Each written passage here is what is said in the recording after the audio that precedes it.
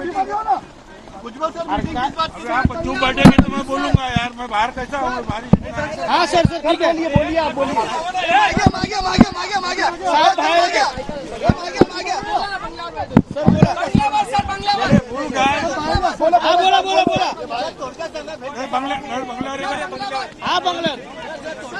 छगन भुजबळ आणि शरद पवार यांच्यामध्ये चर्चा झालेली आहे आणि या चर्चेनंतर सिल्वर ओक मधून आता छगन भुजबळ बाहेर पडतायत।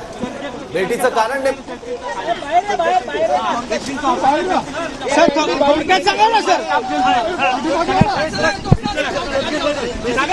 सगळ्यांना घेऊन ये रे तू, सगळ्यांना घेऊन ये उभं राहायला पण जागा शांततेने बोलतो। अरे जागा व्यवस्थित बोलता येईल।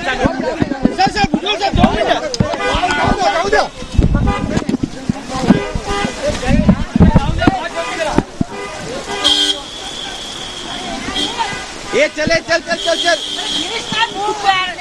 अरे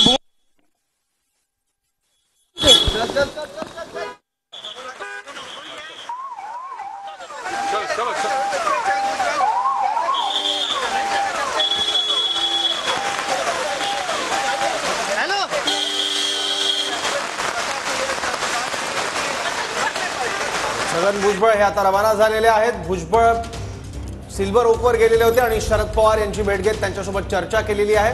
बंगल्यावर जाऊन बोलणार असल्याचं भुजबळांनी आता म्हटलेलं आहे। छगन भुजबळ यांनी माध्यमांशी संवाद साधण्यास सध्या नकार दिलेला आहे। पाऊस आहे, आपण बंगल्यावर जाऊन बोलू असं छगन भुजबळ म्हणाले। काही वेळापूर्वी छगन भुजबळ हे सिल्वर ओकवर आलेले होते आणि त्यानंतर त्यांनी शरद पवार यांची भेट घेतली। ह्या भेटीनंतर आता छगन भुजबळ नेमकी काय माहिती देणार हे देखील पाहणं तितकंच महत्त्वाचं असणार आहे। जवळपास अर्धा तास छगन भुजबळ आणि शरद पवार यांच्यामध्ये चर्चा झालेली आहे। कालच छगन भुजबळ यांनी टीका केलेली होती शरद पवार यांच्यावर नाव न घेता आणि तीही बारामतीतल्या सभेत बोलता आणि त्यानंतर अचानक आज छगन भुजबळ हे शरद पवार यांच्या भेटीला गेलेले आहेत। आता या भेटीमध्ये नेमकं काय घडलं, चर्चेच्या केंद्रस्थानी नेमके कोणते विषय होते, छगन भुजबळ हे महायुतीत नाराज असल्याच्या सुद्धा चर्चा आहेत, त्या नाराजीच्या अनुषंगाने काही चर्चा झाली का, किंवा मग मराठा ओबीसी आरक्षणाचा जो पेच आहे राज्यातल्या त्याबद्दल कुठली चर्चा झाली का, हे अजून गोंधळात आहे, अस्पष्ट आहे।